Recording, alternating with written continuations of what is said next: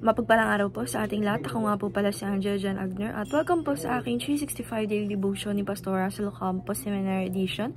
At ngayong araw po ay November 14, 2025 at ang topic po natin ngayong araw ay Names of God series. And ito po ay Yahweh. And ang kahulugan ng Yahweh Jireh. And yung sabi po dito sa ating Yahweh Jehovah Jireh. Yahweh Jireh means the Lord will provide. In Genesis chapter 22:14, Abraham declares that this after God supplied a ram in place of Isaac, revealing his fulfillment to provide in times of testing. God's provision extends beyond material needs. It points to his ultimate gift, Jesus Christ, the Lamb who takes away sin. In John chapter 1 verse 29, Yahweh Jireh reminds us that God's care flow from his covenant love, providing what glorifies him and sanctify him. And yung sabi po dito sa ating scripture na Genesis chapter 22 verse 8, kaya't sinabi ni Abraham, anak ko ang Diyos, ang magkakaloob sa korderong handog ng susunugin, at sila'y umalis na magkasama. And yung sabi po dito sa teaching number 1, God provided Jesus the Lamb. Sabi po dito na yung ating Panginoong Diyos na siya ang nag-provide sa ating Panginoong Jesucristo, which is yung kanyang ama at anak, na nagbigay ng lamb para doon who takes away lahat ng mga kasalanan.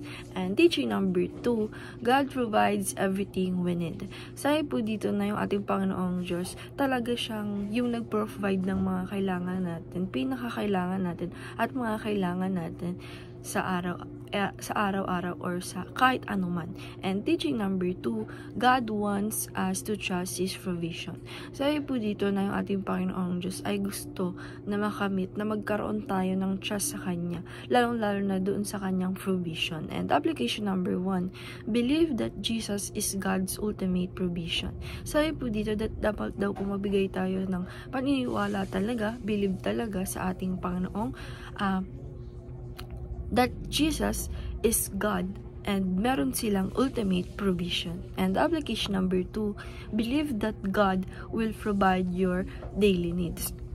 Sabi po dito, na-apply po natin sa sarili natin or sa life natin, dapat din po nagbibigay tayo ng trust na talagang alam natin na yung ating Panginoong Diyos ay mag-provide sa ating mga daily needs sa araw-araw sa life natin. And application number 3, believe that God's supply will never fail. Sabi po dito, na-apply po natin sa sarili natin or sa life natin, na tayo din ay magbibigay ng pagtitiwala sa ating Panginoong Diyos. Talagang tiwala lang na lahat ng mga wishes natin, lahat ng prayer natin ay matutupad in God's time. At lahat ng mga kailangan natin ay hindi tayo mauubusan basta nandyan yung ating Panginoong Diyos sa ating buhay. And dahil lang po ngayong araw, maraming salamat. God bless.